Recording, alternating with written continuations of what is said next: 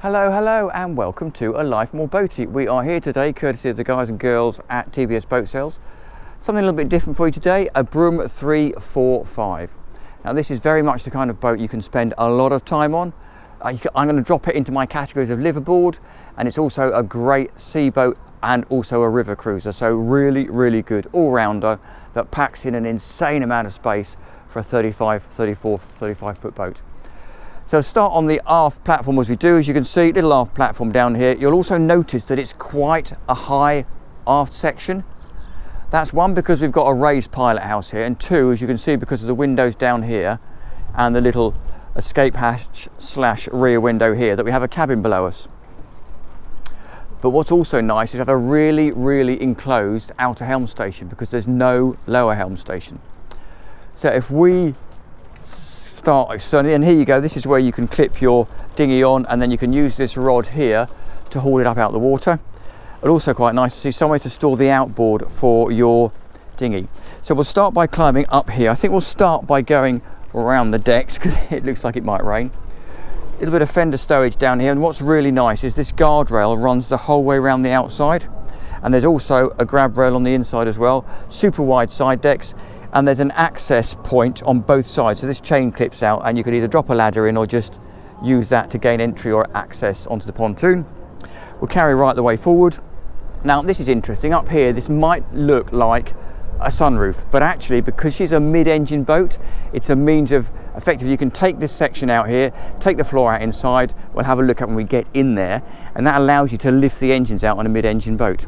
If we carry all the way forward, you'll see there's a nice expanse of open foredeck here, escape hatch / window for the fore cabin, more fender storage down here, and then anchor windlass, anchor, and those two little black buttons there are foot switches for the anchor winch.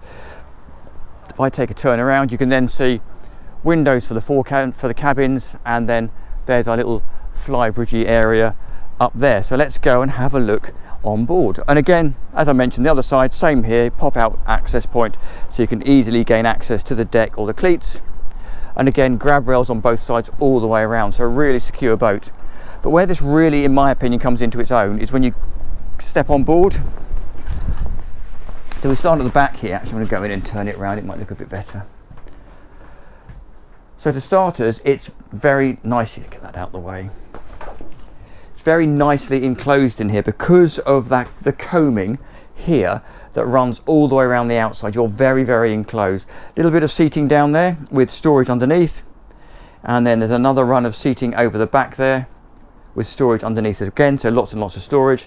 Then here you'll notice we have a navigator seat and the captain's chair over there. But what's neat about these chairs is effectively you can spin them round like so, and then you've got dining across these seats over here, both the two helm station chairs and the seat over the back there, and again all completely covered with this lovely canopy we've got in here. Now I mentioned river use. If you want to go on the river, really simple, you can take the canopies down and actually, using that hinge over there, fold the whole of this radar arch back against the coaming around here, lowering your air draft quite substantially. If we go back to the helm station, you've got the Simrad Auto Navigator Control Pilot there, for want of a better word. Cable Morse throttle controllers, obviously steering wheel, Simrad controller over there, selection of carling switches, and what's lovely to see and shows you that Broom is a proper going to sea boat, chart table, and then all of the important engine displays over there. And again, really good view forward. So if we want to go down below, nice and simple, lift this hatch up, that cantilever's back beautifully like so,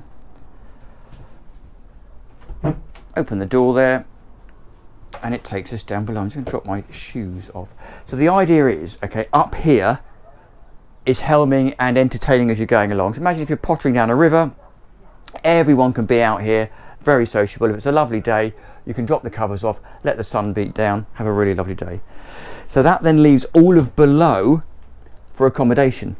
So you'll notice straight away there's no helm station down here, because we've got the all-weather helm station up top.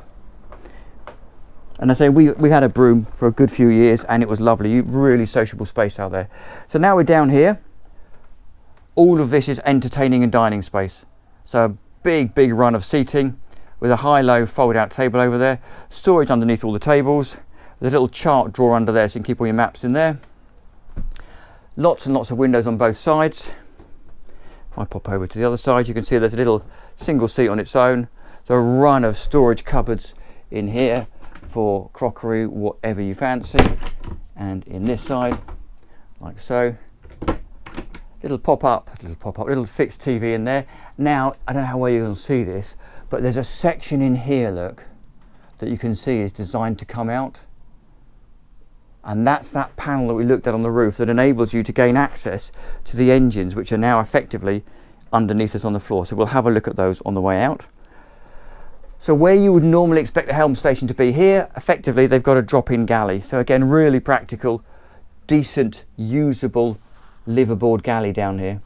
3-burner hob, gas oven as well with a grill, I believe, double sinks, and Broom do put in really decent sinks. So sink 1, another sink in there, and there's a rubbish bin in there. Lots of practical storage all around the galley. Fridge down here, and also there's storage lockers under the floor which are lined, and then underneath here we have more storage and access to the gas taps. So that naturally leads us effectively 2 ways: forward into the fore cabin, and then there's also a sort of shared heads between the saloon and the forward berth. Very conventional. Little heads down there. Wet floor for shower, because there's a shower head down there, you can see it just up in there.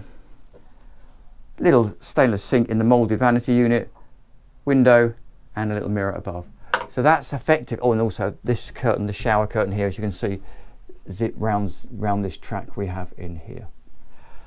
So pretty standard stuff, and that's the heads that I say used by everybody during the day, and then it's also used by this little fore cabin here. So it's a fixed V berth. I'm pretty confident if you wanted to, you could make that an infill, make it a really big berth. But it is still a pretty decent size. I'm going to do something I always tell you not to do. I'm going to lie on this bed here, look, just to give you an idea of the length. So that's me lying down, and that's my feet with plenty of room at the end of the bed. And also, again, if I do my usual thing of headroom, if I turn the camera around, I'm 1.70 m. Don't know how well you can see that in the light. Plenty of headroom above me there. And then you've also got full height wardrobe in there.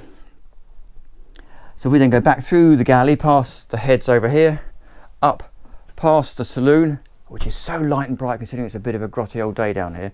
And that takes us down to this, the pied de resistance, if you like, of having this raised pilot deck here. It gives you a full size master cabin down below. So there you go, one full size, full length, double bed. And again, nice to see there's plenty of moving space around both sides. So over on the ladies' side, or the person that wants to spend the most time getting ready, there's a full dressing table, drawers, vanity mirror, lots of plugs, lots of storage. They're the windows that we looked at from the outside. You also get a very capable wardrobe in there. That's effectively the escape hatch in the window we looked at from the outside. More storage over there, another wardrobe over there.